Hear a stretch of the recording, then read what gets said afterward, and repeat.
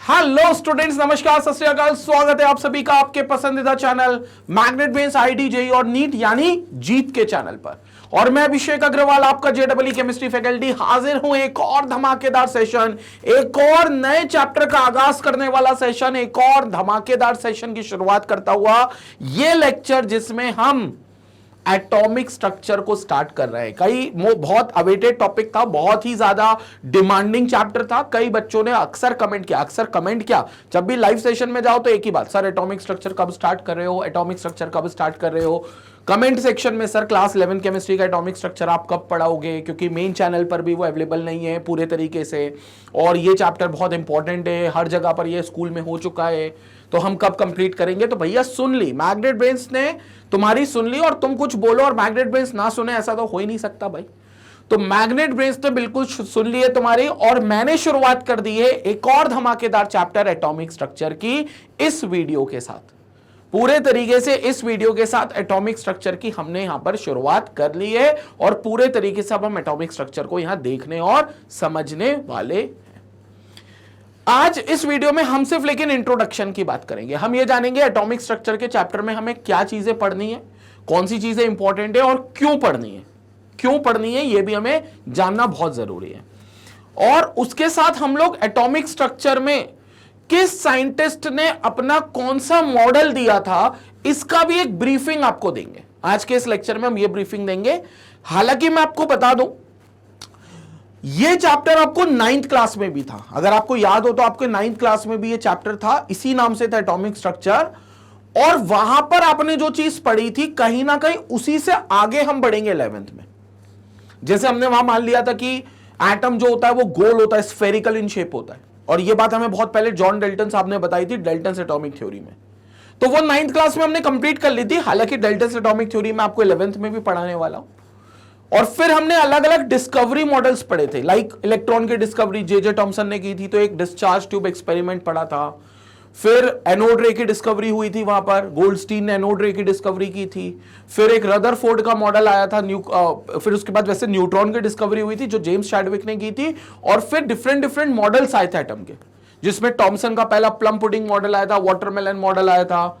फिर उसको गलत साबित कर दिया रदरफोर्ड के मॉडल ने, तो रदरफोर्ड का मॉडल सबसे ज्यादा माना गया था, जिसमें उन्होंने एक एक्सपेरिमेंट किया था, अल्फा रे scattering experiment, gold foil experiment जिसका दूसरा नाम है, जिसमें न्यूक्लियस की खोज हो गई थी। ये मतलब सारी चीजें हमने कहीं ना कहीं 9th में पढ़ी हैं।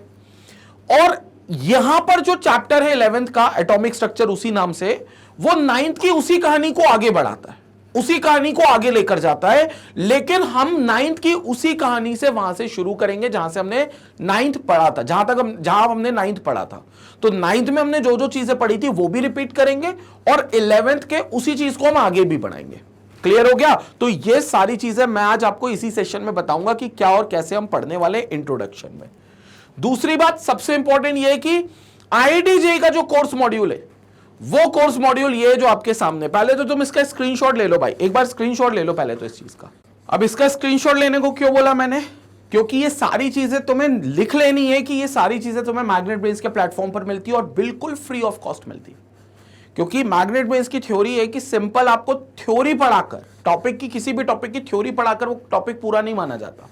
क्योंकि आईआईटी जेईई में आपका जो सिलेक्शन होगा वो कंसेप्चुअल क्वेश्चंस के दम पर होगा, वो एडवांस लेवल के क्वेश्चंस के दम पर होगा। तो सिर्फ थ्योरी ना पढ़ाए बल्कि आपको डीपीपी सॉल्व कराए उसके साथ। डीपीपी यानी कि डेली प्रैक्टिस प्रॉब्लम, जो मैग्नेट ब्रेन्स पर हर टॉपिक के बाद आपको कराई जाती है। उसके बाद आपको चैप्टर वाइज एमसीक्यूज मिलते हैं जो पूरी तरीके से प्रैक्टिस करते हैं, मल्टीपल चॉइस क्वेश्चंस की, प्रीवियस ईयर क्वेश्चंस होते हैं, वन शॉट रिवीजन होता है, डाउट क्लियरिंग सेशंस होते हैं, ऑनलाइन टेस्ट सीरीज होती है। मतलब इतनी सारी चीजें जो शायद किसी के पेड कोर्स में भी नहीं है, उससे ज्यादा चीजें आपको मैग्नेट ब्रेन्स पर मिल रही हैं, वो भी फ्री ऑफ कॉस्ट। कोई सब्सक्रिप्शन अमाउंट नहीं है, कोई पैकेज का पैसा नहीं है, कोई कूपन कोड जैसा फंडा नहीं है कि जहां पर आप लगाओगे मेरे नाम का कोई कूपन या आपको डिस्काउंट मिलेगा। 100% आपको फ्री एजुकेशन मिलती है मैग्नेट ब्रेन्स के प्लेटफॉर्म पर। तो ये सारी चीजें आईआईटी जेईई के कोर्स मॉड्यूल में है, और ये सारी चीजें आपको डिलीवर होती हैं 2 जगह पर। एक यूट्यूब चैनल पर आपको मिली जाएंगी, साथ ही आप वेबसाइट जरूर विजिट करो magnetbrains.com, वहां पर भी ऑलरेडी सारे लेक्चर्स वहां पर ऑलरेडी बनाकर रख दिए हैं, कोर्स आपका वहां पर रखा हुआ है। वही कोर्स को हम डेली अपडेट करेंगे और वेबसाइट पर आपको सारे अपडेट्स फ्रीक्वेंटली मिलते रहेंगे। तो वेबसाइट को आप लैपटॉप से, डेस्कटॉप से, टैबलेट से, मोबाइल फोन से, किसी से भी आप क्या कर सकते हो, एक्सेस कर सकते हो, सारी जगह से एक्सेसिबल है और वेबसाइट पर भी पूरा content free of cost available है। ठीक है, चलिए अब बात करते हैं एटॉमिक स्ट्रक्चर की। जब हमने एटॉमिक स्ट्रक्चर की बात की थी तो सबसे पहले ख्याल यह आया था कि यार एटम होता क्या। एटॉमिक स्ट्रक्चर के बारे में जब हमने जानने की कोशिश करी तो हमारे मन में सबसे पहली बात यह आई कि यार एटम एक्चुअली होता क्या है, एटम कैसा दिखाई देता है, एटम के बारे में चर्चा करें।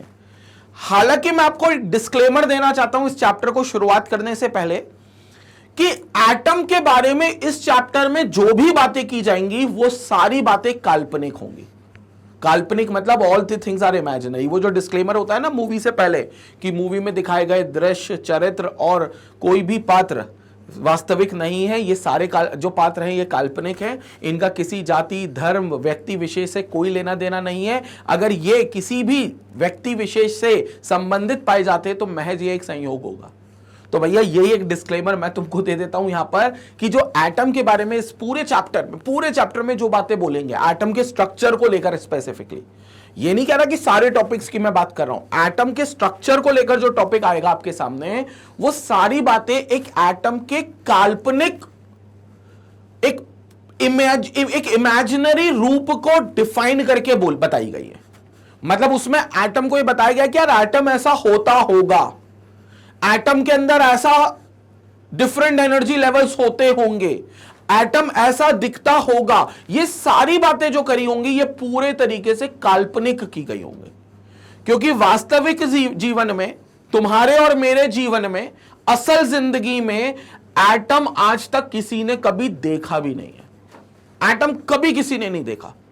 एटॉमिक लेवल तक भी अगर हम जाएं तो एटम आज तक किसी ने नहीं देखा। एटम के बारे में सिर्फ एक सोच बनाई गई है कि एटम ऐसा होता होगा, और इस सोच की जरूरत इसलिए पड़ी क्योंकि सबसे पहली बात एटम का साइज इतना छोटा है कि नेकेड आई छोड़ो, किसी भी मतलब अल्ट्रा टू अल्ट्रा माइक्रोस्कोप से भी एटम नहीं दिख सकता था। तो उस एटम को लेकर सिर्फ एक सोच बनाई गई। उस सोच पर वो थ्योरीज बिल्कुल सही फिट बैठ गई, कहना चाहिए बिल्कुल सटीक बैठ गई। तो उन थ्योरीज को अप्रूवल मिल गया कि हाँ यार ये थ्योरीज एटम को लेकर होती होगी। और इन सभी थ्योरी में सबसे पहली थ्योरी जो सबसे पहले साइंटिस्ट थे जिनने दी थी उनका नाम था जॉन डाल्टन साहब, जिन्होंने एक थ्योरी दी थी डाल्टन्स एटॉमिक थ्योरी। और एटम की शुरुआत, एटम की थ्योरी की शुरुआत यहीं से हुई थी। और सारी थ्योरी का मकसद एक ही था भाई, सारी थ्योरी का मकसद एक था कि एटम दिखाई कैसे देता है, एटम कैसा देखने में लगता है।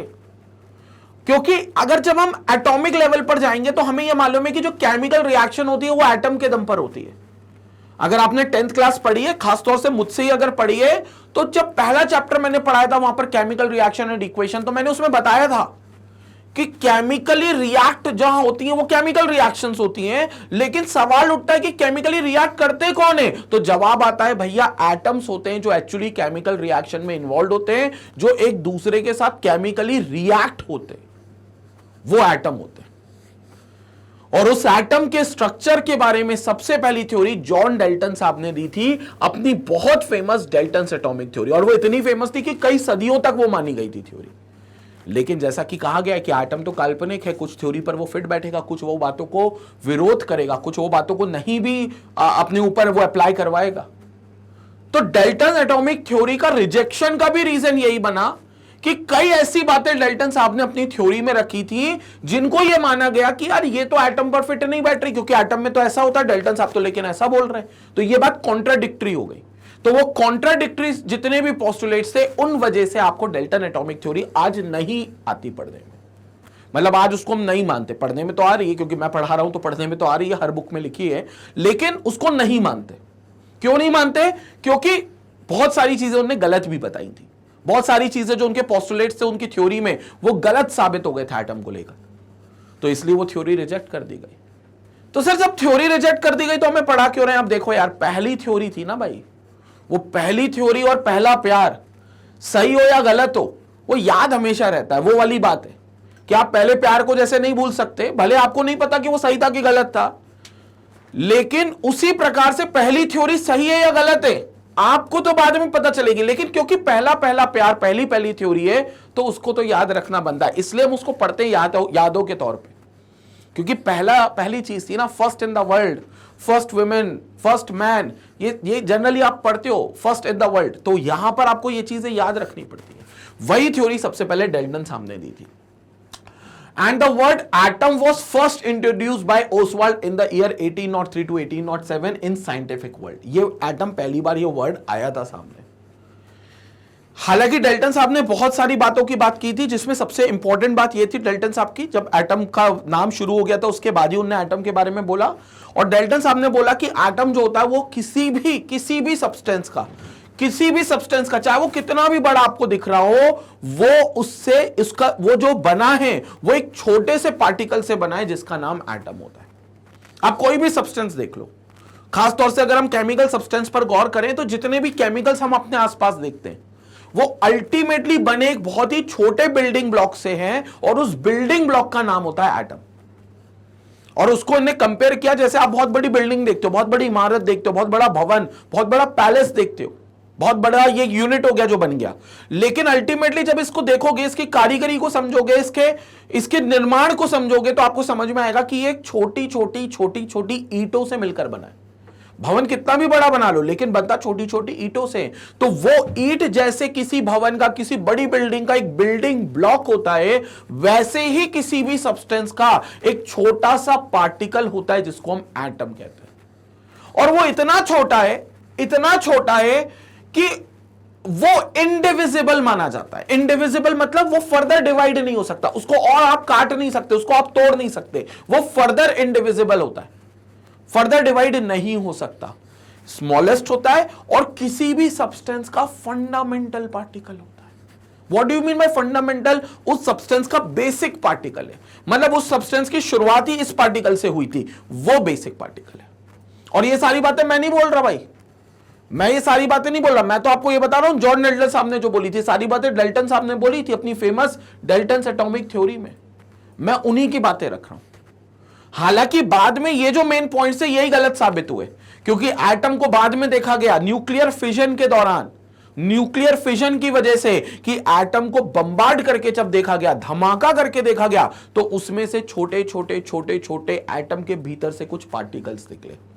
एटम को तोड़ा, बम्बार्ड हुआ, इलेक्ट्रॉन निकल के भागा, प्रोटॉन निकल के भागा, न्यूट्रॉन निकल के भागा, पॉजिट्रॉन निकल के भागा, न्यूट्रिनो निकल के भागा, इलेक्ट्रिनो निकल के भागा, अल्फा पार्टिकल निकल के भागा, बीटा पार्टिकल निकल के भागा, गामा, मीजॉन, ये सारे पार्टिकल्स थे जो इस छोटे से पार्टिकल, जो एज पर प्रोक्लेम जो डाल्टन साहब ने किया था कि छोटा पार्टिकल है, उसमें से निकल कर भागे। और in all overall there are more than 34 particles जो उस एटम में थे। मतलब 34 जो है वो मैक्सिमम लिमिट है, ये कहना चाहिए, किसी में कम भी होते हैं, लेकिन पार्टिकल्स की संख्या अच्छी खासी थी। और 3 तो हमने मेनली नाम सुने, इलेक्ट्रॉन, प्रोटॉन और न्यूट्रॉन, ये तीनों के तो हमने सर्वाधिक नाम सुने, तो ये 3 तो हमेशा मौजूद रहे वहां पर। अब बताओ, जो दुनिया का सबसे छोटा पार्टिकल है उसमें जितने सारे पार्टिकल्स मिल गए, तो क्या वो दुनिया का सबसे छोटा सा पार्टिकल हो सकता था क्या एटम? नहीं हो सकता था ना। इसलिए डाल्टन साहब की थ्योरी को रिजेक्ट कर दिया गया। बोला यार डाल्टन साहब, आपने जिस पार्टिकल को सबसे छोटा माना, उसमें से, उसके अंदर से तो और इसके छोटे छोटे पार्टिकल निकले। हालांकि उस पार्टिकल को बाद में सब एटॉमिक पार्टिकल बोलने लग गए। इलेक्ट्रॉन को सब एटॉमिक पार्टिकल, प्रोटॉन को सब एटॉमिक पार्टिकल, न्यूट्रॉन सब एटॉमिक पार्टिकल, क्योंकि ये एटम के पार्टिकल्स हो गए ना।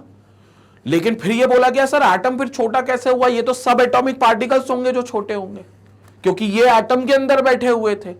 तो डाल्टन साहब की थ्योरी को यहीं से रिजेक्शन फेस करने को मिल गया, because it is no longer an indivisible particle, because it can be divided further into subatomic particles, and it is no longer the smallest particle, because the subatomic particles are now considered to be the smallest particle. तो ये reason बना Dalton साहब की theory को reject करने का। और भी कई पॉइंट्स थे डाल्टन साहब की थ्योरी में, कि एटम्स का जो रेशियो होता है वो डेफिनेट होता है, उनका जो मास इन्वॉल्व होता है वो डेफिनेट होता है, एटम्स हमेशा होल नंबर में कंबाइंड होते हैं। ये बहुत सारे पॉइंट्स थे, वो डाल्टन एटॉमिक थ्योरी पर हम चर्चा करेंगे। इसके बाद का वीडियो हमारा डाल्टन एटॉमिक थ्योरी का ही है।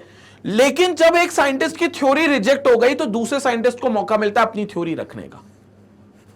और अपनी थ्योरी रखने से पहले जब यह पता चल गया कि उस एटम में फर्दर डिवीजन आ सकता है, उस एटम में फर्दर सब एटॉमिक पार्टिकल्स हो सकते हैं, तो सारे साइंटिस्ट लग गए उस एटम के अंदर के पार्टिकल्स की खोज करने।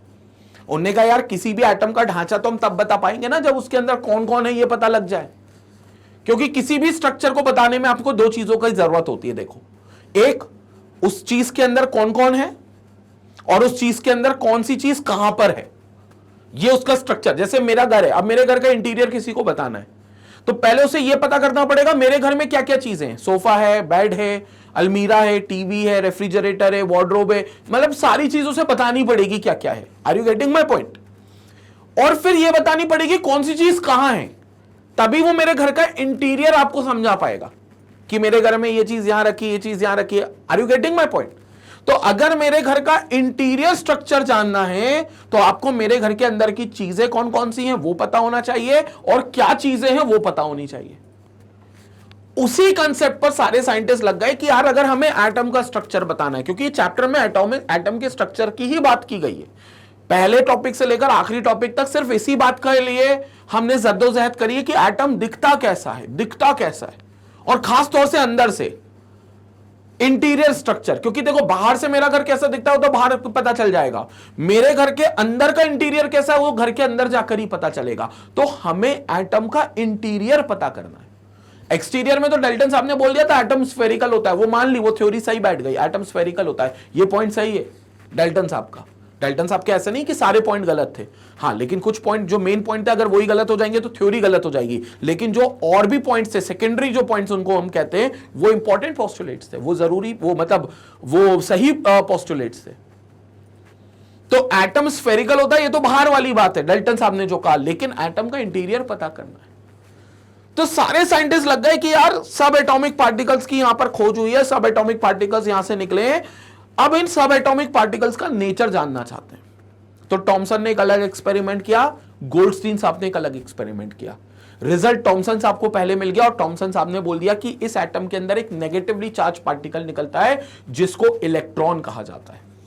इस इलेक्ट्रॉन का मास 9.1 इंटू 10 की पावर -31 kg होता है, टॉमसन साहब ने ही बताया। और इस इलेक्ट्रॉन पर जो चार्ज होता है वो -1.6 इंटू 10 की पावर -19 कूलम होता है, जो मुलिकन ऑयल ड्रॉप एक्सपेरिमेंट की मदद से कैलकुलेट हुआ था। और इस इलेक्ट्रॉन पर एक नेगेटिव चार्ज होता है, यह बात भी टॉमसन साहब ने ही बताई थी। कैसे बताई थी, ये टॉमसन साहब की डिस्कवरी में हम पढ़ेंगे। डिस्कवरी मतलब टॉमसन साहब की डिस्कवरी, मतलब टॉमसन साहब का डिस्कवरी ऑफ इलेक्ट्रॉन को लेकर जो डिस्चार्ज ट्यूब एक्सपेरिमेंट था उसमें हम पढ़ेंगे। और इलेक्ट्रॉन इवन नाम किसने दिया, उसमें टॉमसन साहब ने नहीं दिया, जे टॉमसन की मैं बात कर रहा हूं, उन्होंने नाम नहीं दिया, नाम स्टोनले ने दिया था। तो ये सारी चीजें जो थी वो इलेक्ट्रॉन के बारे में जे टॉमसन ने, मोर और लेस जे टॉमसन ने हमको बताई थी। इसी के बाद सफलता मिल गई गोल्डस्टीन को। गोल्डस्टीन ने कहा कि भैया जैसे टॉमसन ने कहा है कि नेगेटिव चार्ज पार्टिकल है, वैसे ही इस एटम के अंदर एक पॉजिटिव चार्ज पार्टिकल भी होगा। जैसे जे टॉमसन ने कहा था कि कैथोड रे में वो पार्टिकल मौजूद रहेगा, वैसे ही एनोड रे में भी एक पार्टिकल मौजूद रहेगा। तो एक डिस्कवरी ऑफ प्रोटॉन हुई, फिर इलेक्ट्रॉन के बाद हुई, लेकिन वो डिस्कवरी हुई। तो क्या हो रहा था, धीरे धीरे ये सारे सब एटॉमिक पार्टिकल्स की डिस्कवरी होते हुए चल रही थी। और फिर एटम के ढांचे की जद्दोजहद चालू हुई। इसके बाद न्यूट्रॉन की डिस्कवरी हुई। हालांकि न्यूट्रॉन बहुत लेट डिस्कवर्ड हुआ, क्योंकि न्यूट्रॉन वो एकमात्र पार्टिकल था एटम के अंदर जिसके ऊपर कोई चार्ज नहीं था। टॉमसन ने जो डिस्कवर किया इलेक्ट्रॉन, उस पर नेगेटिव चार्ज था। गोल्डस्टीन ने जो डिस्कवर किया प्रोटॉन, उस पर पॉजिटिव चार्ज था। लेकिन न्यूट्रॉन खोज नहीं कर पाए थे। न्यूट्रॉन का पता मास के टाइम पर चला कि यार मास जो एटम का आ रहा है वो उनके कैलकुलेशन के हिसाब से सही नहीं आ रहा है। तो उनने ये पता करा यार डेफिनेटली इस एटम में कोई ऐसा पार्टिकल भी है जो हमने अभी तक डिस्कवर नहीं किया, लेकिन वो एटम में अपना कंट्रीब्यूशन दे रहा है इन टर्म्स ऑफ मास। तो बाद में जाके जेम्स चैडविक ने एक एक्सपेरिमेंट किया और जेम्स चैडविक को पता चला कि एक न्यूट्रल चार्ज पार्टिकल भी मौजूद है और वो वहां पर न्यूट्रॉन के नाम से जाना जाता है। ये सारी खोज की गई। लेकिन न्यूट्रॉन की खोज से पहले ही साइंटिस्ट लग गए कि यार एटम का स्ट्रक्चर अब बताया जाए, क्योंकि ये तो पता चल गया कि इलेक्ट्रॉन होता है, प्रोटॉन होता है, तो एटम का स्ट्रक्चर बताया जाए। अब दुनिया की निगाहें किस पर थी? दुनिया की निगाहें भाई बहुत इंपॉर्टेंट जे टॉमसन साहब पर थी, क्योंकि जे टॉमसन वो पहले इंसान थे जिन्होंने एटम का अंदर जो पार्टिकल था इलेक्ट्रॉन, वो पहला पार्टिकल उन्होंने खोज कर दिया था। Electron was the first particle to be discovered as the sub atomic particle. तो लोगों को लगा यार टॉमसन साहब थे जिन्होंने एटम को अंदर से देखा होगा, क्योंकि टॉमसन साहब ने सबसे पहला पार्टिकल बताया। तो पहली नजर में तो उनको, मतलब पहली बार में तो उनको ट्रस्ट किस पे था? टॉमसन साहब पर। तो उनने भाई साहब बहुत टॉमसन साहब को बाहुबली मतलब कंधे पे बिठाकर ले गए, बोले बाहुबली बाहुबली, और बोले कि यार ये सही बंदा है यहाँ पर और ये हमको बताएगा एटम का ढांचा कैसा दिखता है, क्योंकि इसने इलेक्ट्रॉन की खोज की। अब टॉमसन साहब कह लो, मतलब पीयर प्रेशर कह लो या लोगों का दबाव कह लो या जो भी तुम कहना चाहो, वो होता है ना अपना एक स्टारडम मेंटेन रखने के लिए कि यार मेरे पे दुनिया की निगाहें, तो मैं दुनिया को निराश तो नहीं कर सकता। उन्होंने पता नहीं क्या सोचा, मुझे भी नहीं पता उन्होंने क्या सोचा, क्या दिमाग लगाया। एक दिन मुझे ऐसा लगता है, खैर मेरी जो कहानी है वो काल्पनिक है, इसको रियलिटी में ना लेकर चलें, मुझे ऐसा लगता है कि एक दिन उन्होंने तरबूज खाते खाते बोल दिया कि भैया जो एटम होता है वो तरबूज के जैसा दिखता है। हाँ, क्योंकि उनने इसी बात का व्याख्यान किया था अपनी सारी रिसर्च में, जहां उन्हें पहला Thomson model of an atom रखा था, J Thomson model of an atom. और मुझे नहीं पता इसमें क्या सच्चाई है, क्या वो है, लेकिन मुझे पर्सनली लगता है कि भाई साहब एक दिन तरबूज खा रहे होंगे और तरबूज खाते खाते बोल दिया कि एटम जो है तरबूज जैसा दिखता है। अब ये दबाव में बोला कि क्या सोच के बोला, क्योंकि इसके पीछे साइंस तो नहीं था, ये तो कंफर्म बात है, तो मैं दावे से कह सकता हूं साइंस तो नहीं था, क्योंकि कहां वाटरमेलन, कहां तरबूज और कहां एटम को अपन कंपेयर कर रहे हैं। तो अब ये टॉमसन साहब ने किस दबाव में बोल दिया था मुझे भी नहीं पता, पूछूंगा अगर व्हाट्सएप पर वो ज्वाइन हो जाएंगे मेरे साथ तो ग्रुप में, तो मैं पूछूंगा जरूर उनसे बात। लेकिन ये टोटली प्रेशर था कि तरबूज कहां और कहां एटम, कोई समानता ही नहीं है। हालांकि समानता को उन्होंने प्रूफ करने का पूरा प्रयास किया, उनने ये बताया, आगे इस बात को जस्टिफाई भी कर रहे हैं कि जैसे तरबूज में लाल पार्ट होता है वैसे पूरी तरीके से प्रोटॉन डिस्ट्रीब्यूटेड है यूनिफॉर्मली, पूरे तरीके से प्रोटॉन डिस्ट्रीब्यूटेड है यूनिफॉर्मली। और जिस तरीके से काले बीज होते हैं तरबूज में उस लाल पार्ट में गड़े हुए, काले बीज जैसे गड़े होते हैं, एम्बेडेड रहते हैं, उसी प्रकार से इलेक्ट्रॉन एम्बेडेड है ऑल ओवर द प्रोटॉन, उसी प्रकार से इलेक्ट्रॉन जो है वो एम्बेडेड है ऑल ओवर द प्रोटॉन। तो बोले यार ये तो कोई समानता ही नहीं है ऐसी। लेकिन ये मॉडल, तुमको ताज्जुब होगा ये जानकर, ये कई सालों तक माना गया, कई सालों, दिनों तक नहीं, कई सालों तक ये मॉडल माना गया, और ये माना गया भैया टॉमसन सही बोल रहा है जो बोल रहा है। हालांकि बाद में रदरफोर्ड का जब मॉडल आया तो यहां पर कहानी टोटली बदल गई, क्योंकि रदरफोर्ड साहब ने कहा था कि एटम के अंदर काइनेटिक एनर्जी पोजेस करती है, सबसे पहली बात, सबसे जरूरत बात। तो एटम के अंदर काइनेटिक एनर्जी मतलब एक ऐसी एनर्जी जो वेलोसिटी की वजह से आती है, जो किसी पार्टिकल के मूवमेंट की वजह से आती है। अब तरबूज के अंदर कौन मूवमेंट कर रहा है बताओ? तरबूज को अपन ने काटा, वो होता है ना मार्केट में कटा हुआ थोड़ा तरबूज दिखाते हैं आपको, बिल्कुल लाल पाटे मीठा है साहब, लेकर जाओ 20 रुपए किलो के हिसाब से, बोलते हैं ना ऐसा। तो वो काटा तो उसमें बताओ कौन सा पार्टिकल भाग रहा है? बीज भाग रहे हैं अंदर, भगदड़ मची है क्या? ये लाल पार्ट तरबूज का मूवमेंट कर रहा है क्या? कोई मूवमेंट नहीं है। तो फिर ये मूवमेंट आया कैसे? क्योंकि एज पर जे टॉमसन एटम के अंदर हर पार्टिकल स्टेशनरी है, प्रोटॉन यूनिफॉर्मली बटा हुआ है बट स्टेशनरी है, इलेक्ट्रॉन एम्बेडेड है, गड़ा हुआ है, तो कंफर्म है स्टेशनरी है। तो फिर यहां पर वेलोसिटी आई कैसे? इसका मतलब टॉमसन साहब के मॉडल में कुछ तो गलत है। तो यहां पर टॉमसन साहब फैल गए मतलब फेल हो गए, मतलब रिजेक्ट हो गया मॉडल। अब लोगों ने भाई साहब कंधे पर रदरफोर्ड को उठा लिया, बोला ये बाहुबली नया है हमारा, बाहुबली करके लेकर गए। बोले यार आप तो मतलब आपने टॉमसन साहब को गलत साबित कर दिया, मतलब दुनिया में इतना महान साइंटिस्ट जिसने इलेक्ट्रॉन की खोज करी थी, आपने तो साहब उसको गलत साबित कर दिया। मतलब अब से आप हमारे भगवान, उसको भगवान बना दिया। अब उसको बोला कि भाई साहब अब आप बताओ कि क्या एटम होता है, कैसा एटम दिखाई देता है, अब रदरफोर्ड साहब बताओ। तो रदरफोर्ड साहब ने कहा ठीक है मैं एटम बता देता हूं, मैं एटम पर जो रिसर्च कर रहा हूं वो उसके शैडो मॉडल पर रिसर्च कर रहा हूं। हमने कहा शैडो मॉडल समझ नहीं आया। बोले यार देखो किसी का भी स्ट्रक्चर अगर तुम्हें निकालना है तो स्ट्रक्चर की परछाई बना लो। जैसे होता है ना, मैं धूप के सामने खड़ा रहता हूं तो धूप के सामने अगर मैं खड़ा हूं तो पीछे मेरी परछाई मिलेगी। अब मेरी परछाई किस स्ट्रक्चर की आएगी? मेरे स्ट्रक्चर की आएगी ना भाई। मेरी जो शैडो है वो किस स्ट्रक्चर की आएगी? मेरे ही स्ट्रक्चर की शैडो मिलेगी, मतलब आपको पीछे मेरी ही परछाई दिखेगी। Are you getting my point? तो इसका मतलब उस परछाई से तुम मेरा स्ट्रक्चर जान सकते हो, राइट? किसी भी चीज के अगर शैडो मिल जाए तो आपको उसका स्ट्रक्चर मिल जाता है। वही कंसेप्ट रदरफोर्ड ने लगाया कि यार मैं इस एटम की ना शैडो निकालना चाहता हूं। और कौन सी? इंटीरियर की शैडो, एक्सटीरियर में नहीं निकाल। एक्सटीरियर में निकालना तो बड़ा सिंपल है, टॉर्च की लाइट मारो पीछे शैडो दिखेगी, गोल बॉल जैसी, क्रिकेट की जैसे बॉल होती है वैसे दिखेगी, क्योंकि एटम तो स्फेरिकल है। ये बात तो हमें पता है, तो इसकी परछाई जानने की जरूरत नहीं है। परछाई जाननी है तो अंदर की। तो उनने ये बोला कि यार मैं कोई एक ऐसी रे लेकर आता हूं जो आउटर पार्ट को तो पेनिट्रेट कर दे, एक्सटीरियर पार्ट को तो पेनिट्रेट कर दे, इंटीरियर में जब वो जाए तो वो पेनिट्रेशन ना कर पाए। क्योंकि लाइट का सीधा फंडा यह है, जहां लाइट पेनिट्रेट कर जाएगी वहां शैडो नहीं बनाएगी, और जहां पेनिट्रेट नहीं करेगी वहां शैडो बना देगी। तो लाइट जहां से चली गई वहां पर शैडो नहीं बनाएगी। सिंपल सी बात है, अगर आपके पास एक ट्रांसपेरेंट ग्लास है, आप लाइट को भेजो, पेनिट्रेट कर जाती है, पास हो जाती है, वहां पर उस ग्लास की कोई शैडो नहीं बनती। लेकिन अगर आप उस ग्लास को ओपेक कर दो तो आपको उसकी शैडो बकायदा दिखेगी। तो लाइट का तो सीधा फंडा है। तो उनने कहा यार मैं डेफिनेटली क्या करता हूं, एक ऐसी रे लेकर आता हूं जो एक्सटीरियर को पेनिट्रेट कर दे बट इंटीरियर को ना करे। तो वो लेकर आए अल्फा रे। अब कैसे आई क्या आई वो अपन जिक्र करेंगे रदरफोर्ड के एक्सपेरिमेंट में, लेकिन वो लेकर आ गए अल्फा रे। और अल्फा रे को जैसे ही उनने भेजा तो वो एक्सटीरियर को पेनिट्रेट कर गई बट इंटीरियर को पेनिट्रेट नहीं कर पाई। इनफैक्ट इंटीरियर से टकराने के बाद, इंटीरियर के कुछ पार्टिकल से टकराने के बाद वो डेविएट होने लग गई, एंगल्स पर डेविएट होने लग गई। बिल्कुल बीच से पास करी तो बाउंस बैक हो गई, वापस ही आ गई। बोले यार ये जरूर बीच में कोई ऐसा पार्टिकल है जो मेरी अल्फा रे को डेविएट कर रहा है, और बिल्कुल बीचों बीच से पास करने पे तो बाउंस बैक कर रहा है, मतलब रिफ्लेक्ट कर रहा है वापस से। तो उनने कहा ये जरूर डेंसर पार्टिकल है, बहुत कठोर पार्टिकल है, और 100% पॉजिटिवली चार्ज्ड पार्टिकल है।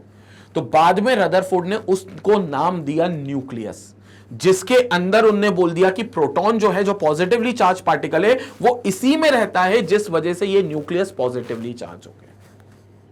और इस न्यूक्लियस की व्याख्या उन्होंने कुछ ऐसे करी जैसे आम है, मैंगो है। मैं ये तुमको अपनी तरफ से एग्जांपल दे रहा हूं। तो जैसे कोर पार्ट होता है, बाहर का पार्ट होता है उसका एक्सटीरियर, वो आप खाते हो छील कर, येलो पार्ट। बीच में जो कोर होता है वहां पर आपका गुठली होती है जो बड़ा रिजिड और डेंस होता है। बस उसी तरीके से एटम का स्ट्रक्चर भी होता है कि बाहर का पार्ट एक बहुत सॉफ्ट पार्ट रहता है, लेकिन एक जैसे आप सेंटर की तरफ जाते हो तो सेंटर की तरफ कोर पे जाने पे आपको एक डेंसर पार्टिकल मिलता है जिसको हम न्यूक्लियस कहते हैं। वहां उन्होंने न्यूक्लियस के बारे में बताया और बोला कि प्रोटॉन वहीं रहता है और इलेक्ट्रॉन इस न्यूक्लियस के बाहर उसको गोल गोल चक्कर में घूमते रहते हैं। हालांकि यहां पर कई जगह पर रदरफोर्ड ने कुछ गलतियां कर दी। जैसे उनने ये बोला कि इलेक्ट्रॉन का जो मूवमेंट होता है वो एक ही शेल में होता है, एक बात। और जब इलेक्ट्रॉन का मूवमेंट होता है तो उनसे पूछा गया कि मैक्सवेल के हिसाब से, Maxwell theory of electromagnetic radiation के हिसाब से, जब कोई चार्ज पार्टिकल एक दूसरे चार्ज पार्टिकल के आसपास गोल गोल घूमता है, एक चार्ज पार्टिकल कौन? इलेक्ट्रॉन, जो कि रदरफोर्ड ने कहा न्यूक्लियस दूसरे चार्ज पार्टिकल के आसपास गोल गोल घूम रहे। तो मैक्सवेल साहब जो कि फिजिक्स में अपना काम करते थे, फिजिसिस्ट थे बहुत बड़े, उनने कहा कि कभी भी एक चार्ज पार्टिकल दूसरे चार्ज पार्टिकल की तरफ घूमेगा तो वो हमेशा अपने अंदर से कंटिन्यूअस एनर्जी रेडिएट करेगा। और एनर्जी अगर वो पार्टिकल रेडिएट करेगा तो धीरे धीरे अपना रास्ता छोटा करता जाएगा, छोटा करता जाएगा, छोटा करता जाएगा, और अल्टीमेटली न्यूक्लियस पर जाकर गिर जाएगा, चिपक जाएगा। रदरफोर्ड से पूछा गया कि यार मैक्सवेल की थ्योरी तो साबित हो गई है, सही है, आपने भी कुछ उसी तरीके से चार्ज पार्टिकल को घुमाना बताया है, लेकिन क्या ये चार्ज पार्टिकल अपने अंदर से एनर्जी निकाल रहा है? रदरफोर्ड के पास कोई जवाब नहीं। क्या ये चार्ज पार्टिकल जो एनर्जी निकाल रहा है, तो अगर ये निकाल रहा है, क्योंकि मैक्सवेल कह रहा है निकालेगा तो सही, तो एनर्जी निकालने के दौरान उसको अपना रास्ता बदल देना चाहिए ना।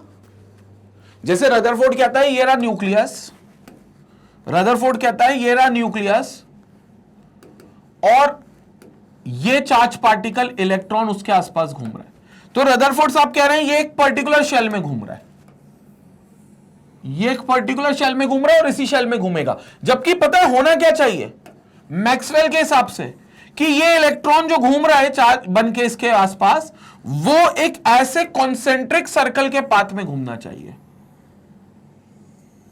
वो ऐसे कॉन्सेंट्रिक सर्कल, ऐसे कॉन्सेंट्रिक सर्कल के पाथ में घूमना चाहिए। क्यों? क्योंकि वो जब भी घूमेगा अपने अंदर से एक एनर्जी रेडिएट करता हुआ जाएगा, अपने अंदर से एक एनर्जी एमिट करता हुआ जाएगा। तो वो जब भी अपने अंदर से एक एनर्जी एमिट करता जाएगा तो इस तरीके से घूमता हुआ जाएगा, इस तरीके से, और अल्टीमेटली क्या होगा, इस पर कोलैप्स हो जाएगा। तो ये कछुआ छाप वाला रास्ता बनना चाहिए। कछुआ छाप समझ गए ना, कॉन्सेंट्रिक सर्कल वाला, ऐसा रिपल्स जैसे आते हैं पानी में, कंकड़ डालो या कछुआ छाप सबसे अच्छा है यार, मच्छर भगाने का जो आता है कॉइल, कछुआ छाप कॉइल, तो ये ऐसे कॉइल स्ट्रक्चर बनने चाहिए। तो वो क्यों नहीं बनते और यही क्यों बनता है, इस बात का जवाब रदरफोर्ड के पास था ही नहीं। हमने कहा मैक्सवेल थ्योरी तो सही और मैक्सवेल के हिसाब से यही होना चाहिए, बट ये क्यों नहीं होता, ये क्यों होना है। या चलो मैक्सवेल थ्योरी को साइड भी रखते हैं, हमको पता है इलेक्ट्रॉन नेगेटिव चार्ज है, प्रोटॉन पॉजिटिव चार्ज है, तो सिंपल रीजन जानना चाहते हैं कि ये नेगेटिव इस पॉजिटिव की तरफ अट्रैक्ट क्यों नहीं होता। आना चाहिए ना इसकी तरफ, क्योंकि दुनिया में हर नेगेटिव पॉजिटिव एक दूसरे को अट्रैक्ट करते हैं, फिजिक्स ये मानती है, केमिस्ट्री भी ये मानती है, तो यहां क्यों नहीं कर रहा।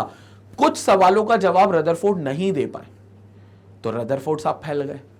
हालांकि उनको भी कुछ, उनका भी मॉडल जो रदरफोर्ड एटॉमिक मॉडल था, ये बहुत टाइम तक माना गया, और इनफैक्ट रदरफोर्ड साहब का नाम भी आज क्यों दर्ज है, क्योंकि उन्होंने न्यूक्लियस जैसे पार्टिकल की खोज कर दी थी। न्यूक्लियस की खोज का क्रेडिट अभी भी रदरफोर्ड साहब को ही जाता है, कि एटम के अंदर गुठली जैसा न्यूक्लियस होता है जिसके अंदर प्रोटॉन बैठा होता है। यह बात रदरफोर्ड ने ही हमें बताई थी। यह बात आज तक हम मानते हैं कि वाकई में न्यूक्लियस होता है एटम में, आज तक, मतलब जब भी आप ये वीडियो देख रहे हो तब तक तो मानते हैं, एटलीस्ट जब तक मैंने वीडियो बनाया तब तक तो मानते हैं। अब ऐसा हो गया वीडियो तुमने 10 साल बाद देखा तो हो सकता है 10 साल में कुछ चेंजेस आ गए तो तुम मेरा गला पकड़ो, लेकिन समझना मेरी बात को, क्या समझ में आ रही है। तो जब मैं ये वीडियो बना रहा हूं तब तक ये माना गया है कि न्यूक्लियस एटम के अंदर होता है, वहां पर न्यूक्लियस के अंदर प्रोटॉन छुपा हुआ होता है। हालांकि न्यूट्रॉन जब हमने डिस्कवर कर लिया था तो न्यूट्रॉन की भी जगह यही बताई थी, न्यूक्लियस, और न्यूक्लियस के अंदर ही न्यूट्रॉन और प्रोटॉन दोनों रहते हैं, जिनको हम न्यूक्लियॉन्स कहते हैं। न्यूक्लियॉन्स इसलिए कहते हैं क्योंकि न्यूक्लियस के निवासी हैं, जैसे इंडिया के निवासी इंडियंस, ऑस्ट्रेलिया के निवासी ऑस्ट्रेलियंस, अमेरिका के निवासी अमेरिकन, वैसे न्यूक्लियस के निवासी न्यूक्लियॉन्स। तो प्रोटॉन और न्यूट्रॉन बोला गया न्यूक्लियस में होंगे और इलेक्ट्रॉन बाहर घूमता है, लेकिन रदरफोर्ड मॉडल सही नहीं निकला। अब रदरफोर्ड से ऊपर एक साइंटिस्ट आए, नील बोहर साहब। बोहर ने कहा कि एटम के अंदर बिल्कुल काइनेटिक एनर्जी होती है, एटम के अंदर बिल्कुल इलेक्ट्रॉन और प्रोटॉन का एक अट्रैक्शन रहता है, लेकिन इलेक्ट्रॉन जो होते हैं वो अलग अलग शेल्स में घूमते हैं, एक शेल में नहीं घूमते। जैसे इनने एक शेल बता दी थी, वैसा उन्होंने कहा कि एक शेल नहीं होगी। अगर आप ये न्यूक्लियस बना रहे हो तो इस न्यूक्लियस के बाहर अलग अलग डिफरेंट एनर्जी लेवल्स होंगे, जिनको हम शेल कह देंगे ये, और इन डिफरेंट शेल्स में एक्चुअली इलेक्ट्रॉन घूमता है, इन डिफरेंट शेल्स में इलेक्ट्रॉन घूमता है। अब ये डिफरेंट शेल्स का इन्हें कैसे पता चला, इन शेल के अंदर अलग अलग एनर्जी होती है ये कैसे पता चला, इन शेल की रेडियस क्या होती है कैसे पता चला, इसके लिए बोहर साहब ने अपने थ्योरी देने से पहले, एटॉमिक थ्योरी के पोस्टुलेट्स देने से पहले कई रिसर्च की थी।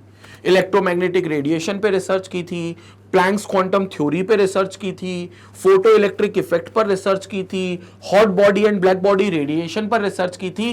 तब जाकर उनने नील बोहर का अपना एक थ्योरी रखा था, एटॉमिक थ्योरी रखा था, एटॉमिक मॉडल रखा था, और उस पर बेस्ड कुछ पोस्टुलेट्स दिए थे। हालांकि 9th में हमने यही थ्योरी को फाइनल थ्योरी मान लिया था, और हमने वहां पर बोहर साहब को भगवान मान लिया था। हमने कहा थॉमसन ने भी हमको गलत बताया, रदरफोर्ड ने भी हमको गलत बताया, कुछ कुछ चीजें दोनों की सही थी, लेकिन मॉडल के तौर पे दोनों गलत थे। और फिर बोहर साहब आए जिन्होंने हमें सही मॉडल बताया। वो बोहर साहब को हमने 9th में सही मान के, भगवान मान के 9th का सिलेबस कंप्लीट कर लिया था। यहां तक तुम्हारा 9th का सिलेबस था। तुम्हें याद हो तो 9th में तुमने लास्ट मॉडल जो पढ़ा था वो बोहर मॉडल ही पढ़ा था। हालांकि जब तुम 11th में पढ़ोगे तो बोहर से पहले जो रिसर्च की थ्योरीज थी वो सारी थ्योरीज भी हम पढ़ेंगे। Electromagnetic wave theory, photo electric effect, Planck's quantum theory, hot body black body radiation, ये सब पढ़ेंगे। उसके बाद हम बोहर भी पढ़ेंगे। लेकिन बोहर भी आप कह नहीं सकते कि 100% सही था। मतलब देखो, सही तो था, बोहर में कोई गलत नहीं था, लेकिन बोहर की कुछ लिमिटेशंस आ गई थी। लिमिटेशंस मतलब बोहर का मॉडल सिर्फ हाइड्रोजन एटम पर लागू होता था। मतलब बोहर ने जो पोस्टुलेट्स दिए थे, जो पॉइंट्स दिए थे अपने मॉडल थ्योरी पर, वो सिर्फ हाइड्रोजन एटम पर लागू हुए थे, क्योंकि उसने हाइड्रोजन एटम पर ही सारी चीजें अप्लाई करके देखी थी, या हाइड्रोजन जैसे एटम पर लगी थी। हाइड्रोजन जैसे मतलब जिनके पास एक एक इलेक्ट्रॉन है, सिर्फ उसी पर उनकी थ्योरी लगी थी। एक से ज्यादा इलेक्ट्रॉन जिस एटम के पास होते हैं उस एटम पर बोहर की थ्योरी अप्लाई नहीं हो पाई, लगी नहीं पाई। तो बोहर ने जितना बताया वो सही बताया, लेकिन बोहर ने हमें पूरा ज्ञान नहीं दिया। तो बोहर का ड्रॉबैक नहीं है। आप ड्रॉबैक पढ़ोगे थॉमसन मॉडल का, गलत था। आप ड्रॉबैक पढ़ोगे रदरफोर्ड मॉडल का, गलत बात बताई। जो गलत बताते हैं उनके ड्रॉबैक्स होते हैं, लेकिन जो अधूरी बातें बताते हैं उनकी लिमिटेशंस होती हैं। तो हम बोहर की लिमिटेशंस पढ़ेंगे कि यार यहां पर बोहर मॉडल अप्लाई नहीं हो पाता, बोहर साहब ने फलाना इफेक्ट, जीमन इफेक्ट एक आएगा आपको, ये फलाने इफेक्ट हमें नहीं एक्सप्लेन करे, स्टार्क इफेक्ट, जीमन इफेक्ट। तो ये सारी बातें जो थी वो फिर हम एक अलग फिजिक्स में ले गए। अलग फिजिक्स वर्ड इसलिए बोल रहा हूं क्योंकि ये चैप्टर बेसिकली बहुत हद तक फिजिक्स ओरिएंटेड है। केमिस्ट्री में सिर्फ इसलिए पढ़ना पड़ा है क्योंकि केमिस्ट्री में सारे जो केमिकल रिएक्शन इन्वॉल्व होती है वो एटम से इन्वॉल्व होती है, उसमें एटम इन्वॉल्व होते हैं, इसलिए सिर्फ उस नजर से हमें पढ़ना पड़ा है। अदरवाइज ये पूरा चैप्टर जो है, इसके सारे कंसेप्ट जो है वो फिजिक्स ओरिएंटेड ही होते हैं। इनफैक्ट फिजिक्स में भी आप एटॉमिक मॉडल्स के नाम से एक चैप्टर है वो पढ़ोगे 12th क्लास की फिजिक्स में, वहां पर आपको ये थोड़े बहुत डिटेल्स आपको इसका देंगे। लेकिन यस, जो केमिस्ट्री लेवल पर हमें पढ़ना है वो हम लोग यहां पर केमिस्ट्री के इस चैप्टर में पढ़ेंगे। तो बोर्स आपके बाद हमने तुरंत शिफ्ट करा। हमने कहा यार अभी तक जिस फिजिक्स के आधार पर हम एटम का स्ट्रक्चर बताना चाह रहे थे, हम क्या मतलब टॉमसन साहब, रदरफोर्ड साहब, बोहर साहब जो बताना चाह रहे थे, ये एक्चुअली क्लासिकल फिजिक्स पर बता रहे थे। और क्लासिकल फिजिक्स के बाद एक नई फिजिक्स का आविष्कार हुआ जिसको बोला जाता है मॉडर्न फिजिक्स। इसको नैनो फिजिक्स इसकी कैटेगरी में आता है। मॉडर्न फिजिक्स में बहुत मॉलिक्यूलर लेवल पर, बहुत माइक्रोस्कोपिक लेवल पर पार्टिकल्स को जाकर देखा गया, बहुत ही मॉलिक्यूलर लेवल पर। जैसे न्यूटन्स लॉ ऑफ मोशन हमने पढ़ा है, राइट? आपने अभी 11th क्लास में भी पढ़ा है, आपने अपनी 9th क्लास में भी पढ़ा था। आपने उसमें क्या पढ़ा है? फोर्सेस के बारे में पढ़ा है, मोमेंटम के बारे में पढ़ा है, एक्सेलरेशन के बारे में पढ़ा है, वगैरह वगैरह। आपने न्यूटन्स लॉज में ये सारी चीजें पढ़ी है, राइट? जब आप इसके न्यूमेरिकल सॉल्व करते थे, आप याद करो, मैं अभी आपको मॉडर्न फिजिक्स, जो अब नई फिजिक्स की बात कर रहे हैं जिसमें हमें सही मॉडल पता चला, और जो क्लासिकल फिजिक्स थी, जो बोहर, रदरफोर्ड, टॉमसन ने जिसके दम पर एटॉमिक मॉडल बताया था, इन दो फिजिक्स का डिफरेंस समझाना चाह रहा हूं। मॉडर्न फिजिक्स कैसे क्लासिकल फिजिक्स से अलग है, उस बात का अंतर मैं आपको अभी एक्सप्लेन करना चाह रहा हूं। तो आपने न्यूटन लॉज पढ़े थे। ये जो लॉज होते हैं, न्यूटन लॉज, आइंस्टीन की थ्योरी, इक्वेशंस ऑफ मोशन, ये जो अभी आपने काइनेमेटिक्स पढ़ा, काइनेटिक्स पढ़ा, ये सारी चीजें क्लासिकल फिजिक्स में आती है। कैसे डिफरेंशिएट करना है वही मैं एक्सप्लेन कर रहा हूं। जब आपने इसके न्यूमेरिकल सॉल्व किए थे, तो इस न्यूमेरिकल में जनरली आपने जो forces, momentum, velocity, acceleration, initial velocity, final velocity वगैरह वगैरह जो टर्म यूज किए थे, ये किसी बड़ी बॉडीज के लिए यूज किए थे, राइट? आपने a man starts from rest, a car with moving with this much velocity, a bike having this much acceleration, this particle having this much acceleration, a bus, a cart, a box, ये सारी चीजें आपने use की थी। इंसान, cycle, गाड़ी, घोड़ा, box, ये सब चीजें आपने इस्तेमाल की थी। आपने ये सारी चीजें मैक्रोस्कोपिक लेवल पर इस्तेमाल, मतलब बड़ी चीजों को दिया। कभी आपने इमेजिन किया वहां ऐसा न्यूमेरिकल क्यों नहीं आया, an electron moving with this much velocity? क्योंकि इलेक्ट्रॉन मूव करता है, ये तो आपको पता है। लेकिन कभी उस इलेक्ट्रॉन पर आपने न्यूटन लॉस को लगाने की कोशिश करी, न्यूटन फोर्सेस को अप्लाई करने की कोशिश करी? कभी कोई न्यूमेरिकल ऐसा देखा हो कि एक प्रोटॉन है moving with this much velocity, find the momentum, या apply Newton's third law of motion, इसका कितना हुआ एक्सेलरेशन ड्यू टू ग्रेविटी? कुछ भी यूज किया? नहीं, आपने कभी यूज नहीं किया। क्योंकि वो जो फॉर्मूलेज हैं, कहना चाहिए वो जो पूरा कंसेप्ट है, पूरी थ्योरी है, वो बड़ी बॉडीज के लिए अप्लाई होती है। It is only applicable for macroscopic bodies and are not meant for microscopic bodies. Theoretically you can apply, but practically वो वैल्यूज नहीं आएंगी। माइक्रोस्कोपिक मतलब इलेक्ट्रॉन के लेवल पर। प्रोटॉन, अब ये इलेक्ट्रॉन प्रोटॉन इतने छोटे पार्टिकल से कि इनको माइक्रोस्कोप से भी नहीं देखा जाता। इनफैक्ट ये तो माइक्रोस्कोप से भी छोटे हो गए, माइक्रोस्कोपिक लेवल से भी छोटे लेवल पर हो गए, लेकिन इनको हम उस लेवल में कंसीडर कर सकते हैं। उस पर कभी भी आप इन थ्योरीज को अप्लाई नहीं कर पाओगे, उस पर आप कभी भी इन थ्योरीज को एग्जीक्यूट नहीं कर पाओगे, क्योंकि वो फिजिक्स अलग हो जाती है, and that becomes your modern physics. जैसे नैनो फिजिक्स में नैनो पार्टिकल्स के साथ डील किया जाता है, it's a category of modern physics, it's a part of modern physics.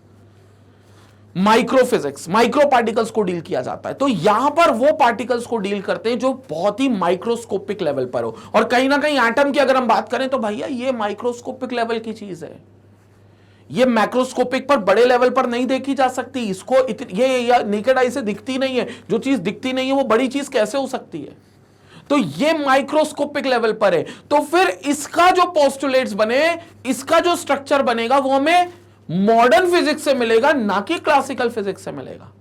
तो अब तक जो साइंटिस्ट प्रयास कर रहे थे, शुरुआत करी थी टॉमसन साहब ने, फिर आए थे रदरफोर्ड साहब, फिर आए बोहर साहब। बोहर साहब हालांकि गलत नहीं रहे, लेकिन लिमिटेड रहे। तो वो इसलिए हो पाया क्योंकि वो क्लासिकल फिजिक्स पे काम कर रहे थे। उनने क्लासिकल फिजिक्स के कंसेप्ट लगाने की कोशिश करी, जबकि एटम पे लगाने चाहिए मॉडर्न फिजिक्स के कंसेप्ट। तो वहां पर फिर लगे मॉडर्न फिजिक्स के कंसेप्ट, फिर वहां पर de Broglie wavelength, Heisenberg uncertainty principle, इन सब प्रिंसिपल्स पर बेस्ड अरविंद श्रोडिंगर ने एक मॉडल दिया एटम का। अरविंद श्रोडिंगर की बहुत फेमस इक्वेशन से एटम का एक मॉडल बनाया गया, श्रोडिंगर वेव इक्वेशन जिस इक्वेशन को कहते हैं, और अरविंद श्रोडिंगर ने एटम का मॉडल हमें बताया है, जिस मॉडल को जब तक मैं ये वीडियो बना रहा हूं तब तक तो माना जाता है, मतलब आज जब मैं ये वीडियो बना रहा हूं इस समय, तब तक तो ये माना जाता है कि अरविंद श्रोडिंगर का मॉडल ही हम लोग फॉलो करते हैं। और वो मॉडल पे बेसिकली क्वांटम थ्योरी को अप्लाई किया गया, जिस वजह से इस मॉडल को क्वांटम मैकेनिकल मॉडल नाम दिया गया। इसको श्रोडिंगर मॉडल नहीं बोलते, इसको क्वांटम मैकेनिकल मॉडल बोलते, क्योंकि क्वांटम फिजिक्स का इस्तेमाल किया गया है इस मॉडल को। पता क्या है क्वांटम फिजिक्स, चर्चा डिटेल में करेंगे। अभी तो मैं तुम्हें सिर्फ इंट्रोडक्शन देना चाह रहा हूं, अभी तो मैं चीजें तुम्हें सिर्फ समझाना चाह रहा हूं। तो क्वांटम मैकेनिकल मॉडल का इस पर यहां पर इसको बोला जाता है, जो क्वांटम फिजिक्स के दम पर आया है, और क्वांटम फिजिक्स के दम पर ही इस मॉडल की रचना की गई है, जिसको श्रोडिंगर मॉडल बोलते तो ये नहीं है, क्वांटम मैकेनिकल मॉडल जरूर बोला जाता है। अब उसके लिए कौन सी थ्योरी थी, क्या थ्योरी थी, सारी बात करेंगे। क्वांटम नंबर्स करके एक बहुत फेमस थ्योरी है इसमें, जो सबसे इंपॉर्टेंट है तुम्हारे स्कूल एग्जाम के लिए और इवन तुम्हारे आईआईटी जेईई के एग्जाम के लिए भी। तो वो क्वांटम नंबर्स को भी हम डिटेल में पढ़ेंगे, लेकिन अल्टीमेटली वो क्वांटम मैकेनिकल मॉडल है जो आज जब ये मैं वीडियो बना रहा हूं तब तक तो 100% फॉलो किया जाता है। तो इस तरीके से पूरे एटम की कहानी शुरू होती है, विच starts from John Dalton's atomic theory but ends towards quantum mechanical model of an atom. यहां से यहां तक वो पूरी खत्म होती है, और इस तरीके से एटम का मॉडल हमें मिलता है। तो ये बात है पूरे इंट्रोडक्शन में। तो according to him matter is ultimately made up of extremely smallest indivisible particles called atoms. हालांकि ये ओस्टवाल्ड जिन्होंने नाम दिया था एटम, उन्होंने ही बोला था, लेकिन इस बात को पुट फॉरवर्ड किया था किसने, डाल्टन साहब ने अपनी एटॉमिक थ्योरी में। तो ये भी कह सकते हो कि ओस्टवाल्ड ने पहला, हालांकि ओस्टवाल्ड की कोई थ्योरी नहीं थी, वो एटम जब नाम प्रयोग में आया तब इसके बारे में एक दो पॉइंट्स उनने बता दिए थे, it's not about the theory. तो वो एटम्स हो गया, it takes part in a chemical reaction and atom is neither created not destroyed in a chemical reaction. इतना एटम के बारे में ओस्वाल्ड साहब ने बताया था, और ये सारे पॉइंट्स जो थे डाल्टन्स एटॉमिक थ्योरी में ही रखे गए थे। बट यस, आप कह सकते हो एटम के बारे में सबसे पहले ओस्वाल्ड साहब ने बताया, क्योंकि ये जो नाम है word atom was first introduced by Oswald, उन्होंने ओस्वाल्ड साहब ने इंट्रोड्यूस किया था 1807 में।